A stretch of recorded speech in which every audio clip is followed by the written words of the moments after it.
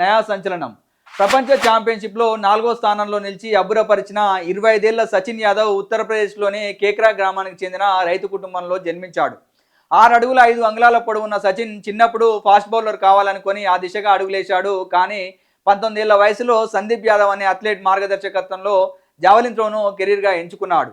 ఈ ఏడాది మే నెలలో కొరియాలో జరిగిన ఆసియా ఛాంపియన్షిప్లో జావెలిన్ను 86.727 మీటర్లు త్రో చేసి అత్యుత్తమ వ్యక్తిగత ప్రదర్శనతో రజతం నెగ్గాడు. అదే ఊపులో ప్రపంచ ఛాంపియన్షిప్నకు అర్హత సాధించి క్వాలిఫికేషన్లో సత్తా చాటాడు. ఫైనల్లో నీరజ్ చోప్రా, వెబర్, జాకబ్ వాద్లెచ్, అర్షద్ నదీం లాంటి స్టార్లు తడబడిన చోట వారిని మించిన ప్రదర్శనతో ఆకట్టుకొని ఇప్పుడు జావెలిన్ త్రోలో నయా సంచలనంగా మారాడు.